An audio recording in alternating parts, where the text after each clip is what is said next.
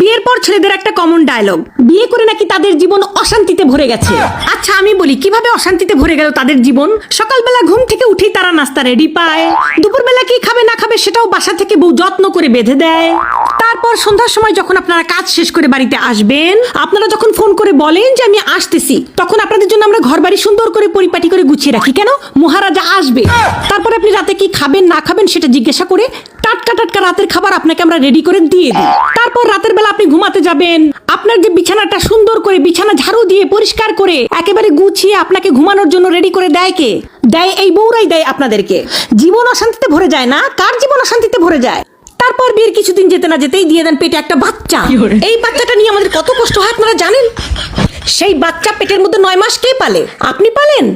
আপনারা তো খুব ফুর্তিতে বাচ্চাটা দিয়ে দিয়েছেন, কিন্তু সেই বাচ্চা আমরা পেটের মধ্যে 9 মাস পালি।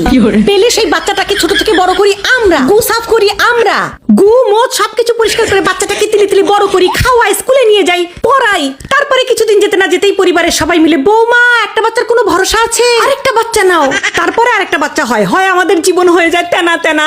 তারপরে হচ্ছে ওই বাচ্চা পেটে আসে, বমি করি আমি, সিজারের কষ্ট ভোগ করি আমি, সবকিছু ভোগ করে মেয়েরা। আর ছেলেরা বলে কিনা তাদের জীবন বলে খুব বিষাক্ত হয়ে গেছে, তাদের জীবন নাকি নষ্ট হয়ে গেছে।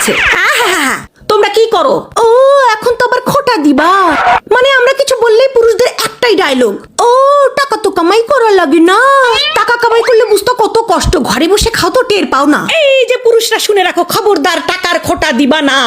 আমরা মেয়েরা যদি চাই, এখন ফোনের যুগ, অনলাইনের যুগ, আমরা মেয়েরা যদি চাই তোমাদের মতো ডাক্তার ইঞ্জিনিয়ার ব্যারিস্টার হওয়া লাগবে না, কোম্পানিতে কাজ করা লাগবে না। আমরা ঘরে বসে, এই যে ঘরে বসেই এই রান্না দিয়ে আমরা ইউটিউব ফেসবুক থেকে লক্ষ লক্ষ টাকা চাইলেই কামাই করতে পারি।